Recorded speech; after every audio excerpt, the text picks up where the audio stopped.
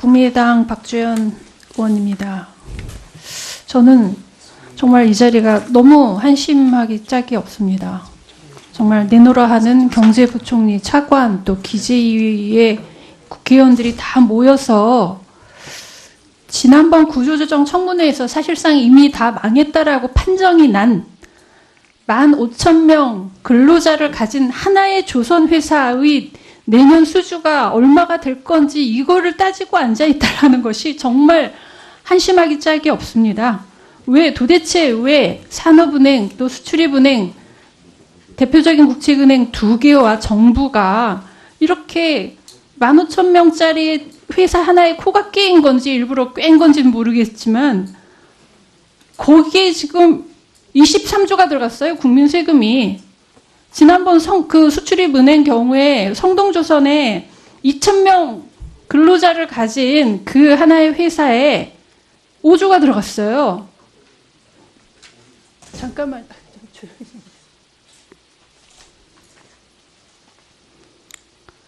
23조면 어떤 돈입니까?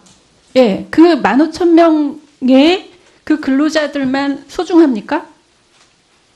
자영업자들, 그리고 이제 또 다시 연구체를 발행해 준다고 하는데요. 지금 잘 아시다시피, 그러니까 우리나라 지금 국민이 은행 돈을 빌릴 수 있는 사람과 없는 사람으로 신분이 나뉜다고 합니다. 은행 돈을 빌릴 수 있는 사람은 어쨌든 4%, 5%를 빌릴 수 있지만 그 빌릴 수 없는 사람이 너무 많은 거예요. 그 사람들은 대부업에 가서 30%, 그 다음에 대부업 이자를 갚지 못해서 그 다음 사채로 밀려나는 사람들이 대부분입니다. 지금 300만 자영업자들이 다 그렇게 힘들어요. 그분들에게도 연구체를 발행해 주셔야 되는 거 아닙니까? 그리고요, 그러니까 정부가 사실상 지난번 구조조정 청문회 때, 그러니까 대우조선이 살아날 수 없다라고 저는 이미 사망 선고를 받았다라고 봅니다. 근데 그거를 또 다시 살리기 위해서 몇 가지 작업을 합니다. 맥킨지 보고서라는 게 나왔는데 그거를 그냥 무시합니다. 쌩 무시합니다. 만약 맥킨지 보고서에 아직도 가망성이 있다라고 했으면 그거를 대대적으로 그걸 가지고 선전했겠죠. 근데 그 내용이 도저히 살릴 수 없다라고 나오니까 그냥 쌩 무시를 합니다. 수출입은행도 똑같은 식으로 성동조선에 했어요. 한 4, 5년간 도대체 회계 보고서를 8번을 봤습니다. 8번을. 자기가 불리한 거 나오면 그냥 무시하고 자기가 유리한 거 나올 때까지 그걸 봤습니다. 그리고 또 이제 언론 플레이를 합니다. 위험 노출 금액이 무슨 55조네 뭐네 이런 식으로 하는데 그 내용을 보면요. 인건비 전액, 사내 인건비, 외주 인건비 전액, 거래 내역 전액, 기자재 전액 이런 식으로 말도 안 되는 그거를 다 집어넣어서 그런 식으로 위험 노출액 때문에 세금을 집어넣어야 된다고 하면 우리나라 모든 기업이 만약에 망했을 때 그런 식으로 다 위험에 노출되기 때문에 다 살려야 되는 거죠. 그리고 무슨 숙련 기술 인력이 중국으로 나갈 수 있다 그러는데 우리나라 IT 고급 인력 지금 다 외국으로 나가고 있습니다.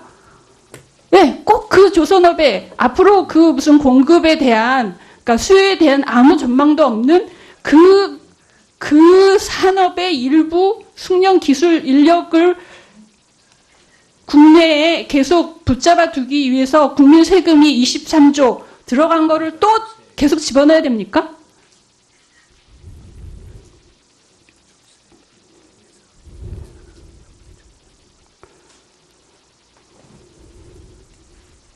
저는요, 여기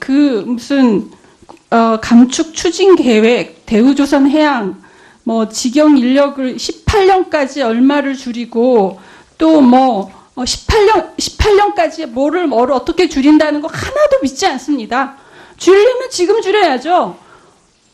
18년이라는 거는 대통령 선거 이후죠. 모든 거를 대통령 선거 이후, 대통령 선거 과정에서 이런 지역 정치인들 문제 제기하고 노조 어쩌고저쩌고 하면은 공약에 넣지 않을 수 없을 것이고 그러면 이 사태는 끝난다 이렇게 보는 거죠.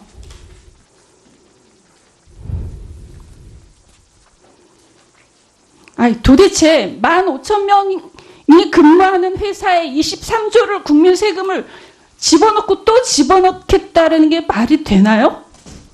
23조가 어떤 돈입니까? 지금 650만 어르신들 중에 빈곤율이 50%고 330만 명에 대해서 기초연금 지금 20만 원 주는 거를 30만 원으로 올려주는데 그거를 10년 가까이 할 수 있는 돈입니다.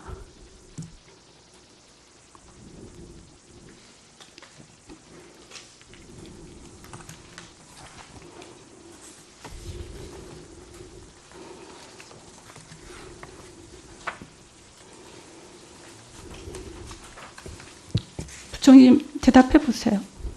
의원님이 걱정하시는 것은 합니다만 또 돈을 넣겠다는 말씀은 우선 그것은 그렇지 않다는 말씀을 드리고요. 물론 그 유동성을 추가로 넣지 않는다는 것은 그래서 자꾸 말씀을 드리는 것입니다. 그리고 지금까지 이제 드린 돈이 그렇게 크지 않냐, 뭐 그것도 모르신 말씀이고요. 그러나 의원님이 15,000명밖에 안 되는 회사라고 말씀을 하시면 그것과 연결된 아까 다른 의원들이 수없이 말씀하신 것 모든 산업이 다 그렇게 연관돼 있어요.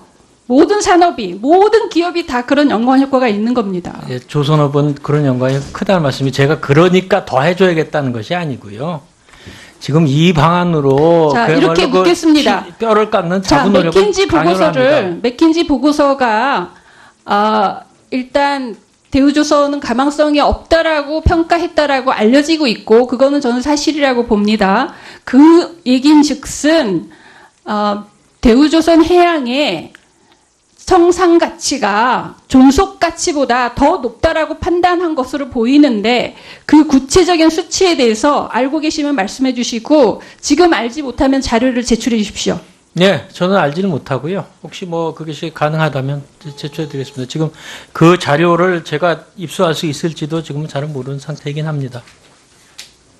아니 그렇게 맥킨지 보고서를 그러니까 본 산자부에서는 사실상 정리해야 된다라는 그 의견을 제시했다고 하는데 그걸 보지도 않은 상태에서 그 산자부의 의견을 꺾고 계속 존속해야 된다라는 결론을 내릴 수가 있습니까?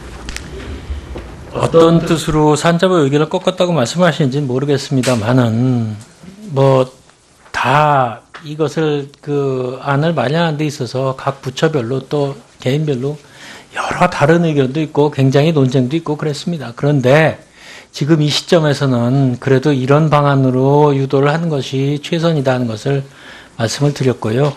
의원님 말씀대로 글쎄 만약에 지금 뭐 이 단계에서 뭐 대우조선을 앞으로 희망이 없다고 판단을 해서라면 청산을 해야 할 것인데 뭐 그렇지 않은 것이 있으니까 이런 방안을 그래도 마련했다는 말씀을 드립니다. 그렇게 지금 청산하는 것이 예를 들면 만약에 지금 청산을 한다고 그러면 유망한 부분은 이렇게 이른바 굿 컴퍼니를 해야 하고 배드 컴퍼니의 나쁜 부분은 정리를 해야 되지 않겠습니까? 지금 누가 그걸 가져갈 수 있겠습니까? 그거 다 무슨 얘기냐 하면 그야말로 국민의 혈세를 수십조 들여가지고 그것 정리를 다 해줘야 됩니다.